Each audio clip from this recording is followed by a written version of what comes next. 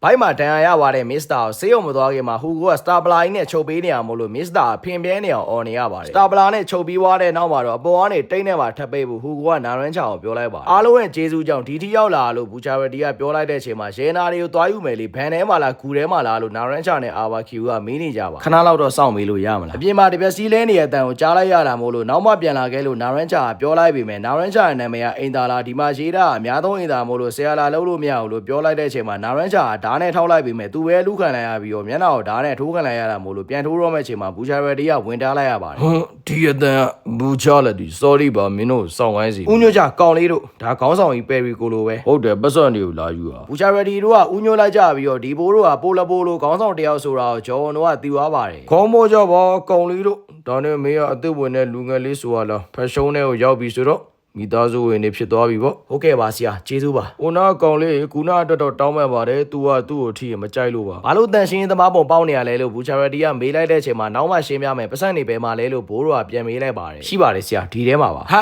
အင်တာထဲမှာအဲ့လိုနဲ့ဘူချာရတီတို့ကအင်တာထဲကိုရောက်လာကြပြီးတော့သေးခွက်ကြီးကို sticky finger နဲ့ထိုးလိုက်တဲ့အချိန်မှာရဲနာရီထွက်လာတာကိုတွေ့လိုက်ရပါတယ်အားလုံးစစ်တွေပဲဒီတစ်ခုနဲ့တန်း800လောက်တန်းနေကန်စီလို့ရမလားဆရာအနက်လေးရောရှူလို့ရမလား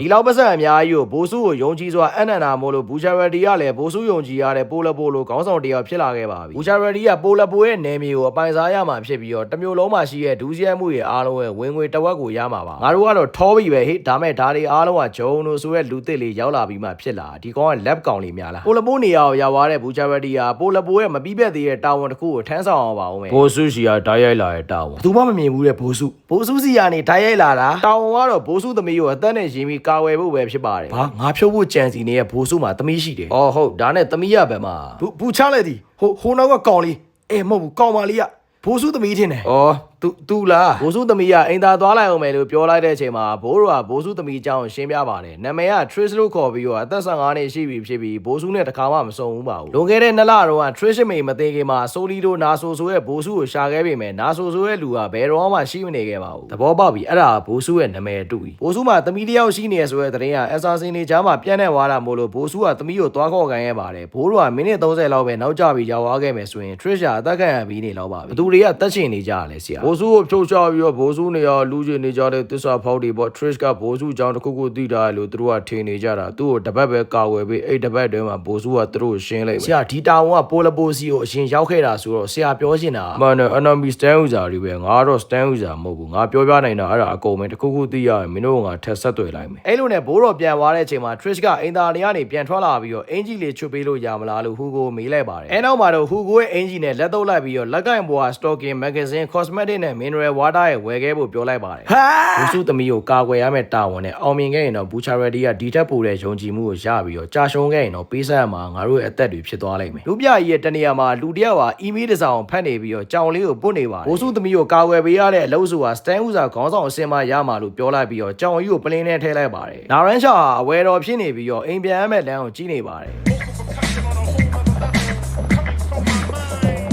နောက်ကနေနောက်ရောက်ခံလိုက်လာတဲ့လူတွေရှိလာနိုင်တာမို့လို့ဈေးဝယ်ပြီးရတဲ့ကားကို2ပတ်3ပတ်ပတ်မှလမ်းကြိုလမ်းကြားရေရှောက်သွားပြီးတော့စီစဉ်ထားတဲ့ကားနောက်တစ်စီးလဲပြီးမှပြန်လာခဲ့ဖို့နာရန်ချာကိုဟူကိုကတေးချမာနေပါတယ်ဒီလောက်ဆိုရင်မှတ်မိပါပြီလို့နာရန်ချာကပြောနေရမို့လို့အဲ့ဒါဆိုရင်အစအနေပြန်ပြောပြလို့ဟူကိုကပြောလိုက်တဲ့အချိန်မှာနာရန်ချာကပေါက်ခဲ့ရပြီးပြောနေရမို့လို့နာရန်ချာကိုဟူကိုကတော့တန်နဲ့ဆောင်းထိုးလိုက်ပါတယ်နာရန်ချာ stand နဲ့ဆိုရင်သူ့နောက်ကိုတရားလိုက်လာရင်တော့မှသူကချက်ချင်းသိနိုင်ပါတယ်ဒါကြောင့်မို့လို့ဘူချလက်တီကနာရန်ချာကိုသွားခိုင်းလိုက်တာပေါ့ဟူကိုနာရန်ချာကယုံကြည်မှုအပြည့်နဲ့ထွက်လာပြီးတော့ကားနောက်တစ်စီးလဲတော့မဲ့ချိန်မှာဘယ်သွားနေရလဲနာရန်ချာဆိုတဲ့အတန်ကိုကြားလိုက်ရပြီးတော့ကားထဲမှာဘဲတပွေကိုတွေ့လိုက်ရပါတယ်ကားထဲကနေထွက်သွားလို့နာရန်ချာကပြောလိုက်ပြီမဲ့ပိုလပိုသေးသွားတဲ့ချိန်မှာဘူရှာရတီတို့လူစုတစုလုံးကဘယ်ရောက်သွားကြရလဲလို့ဖော်မာဂျီူကမေးနေပါတယ်ပိုလပိုကနေရာနဲ့မဆက်အောင်ဖက်တီးမို့လို့တေးသေးလေးဖြစ်သွားအောင်အပပိုင်းခိုးထစ်ပြီးမှပဲတင်ကြုံလို့ရမှာလို့ဖော်မာဂျီူကပြောနေပါတယ်ဘယ်လိုလဲမင်းရောအဲ့လိုမထင်ဘူးလားနာရန်ချာကနောက်ကိုလဲကြည့်လိုက်တာမို့လို့အကျုံးခံလိုက်ရပြီးတော့ဘူရှာရတီတို့လူစုကဘယ်ကိုရောက်နေကြရလဲလို့ဖော်မာဂျီူကထမင်းနေတဲ့အချိန်မှာနာရန်ချာရဲ့စတန်လီကထွက်လာပါပြီနာရန်ချာရဲ့စတန်လီကလိန်စတန်လီဖြစ်ပြီးတော့အေရိုစမစ်လို့ခေါ်ပါတယ်အေရိုစမစ်ကဇက်တိုက်ပြည့်နေတဲ့အချိန်မှာစိတ်လို့နေတဲ့နာရန်ချာကလည်းကားကြီးကိုပိုးဆိုးပဆက်တွေကန်နေပါတယ်။ပေါ်မာဂျီယူကလည်းဇက်တိုက်ကနေရပြီးတော့နာရန်ချာအေရိုစမစ်ကိုဒုံးကြီးပါခြာခံလိုက်တာမို့လို့ဒုံးကြီးကကားထဲမှာပောက်ကွဲရပါတယ်။ဒါအကျုံးကန်ပြီးတော့ဖက်နှက်ကျွတ်သွားတဲ့အချိန်မှာဖော်မာဂျီယူကိုရှာကြည့်ရင်ပဲဖော်မာဂျီယူကတေးသေးလေးဖြစ်သွားပြီးတော့ကားကောင်အပေါ်မှာရောက်နေပြီးနာရန်ချာရဲ့အိတ်ကက်ထဲကိုဝင်သွားပါတယ်။နာရန်ချာကကားတစ်စီးလုံးကိုရှာနေတဲ့အချိန်မှာဖော်မာဂျီယူကနာရန်ချာဝယ်လာတဲ့မိမသုံးဆောင်တွေကိုမြင်သွားပါတယ်။မိမတွေ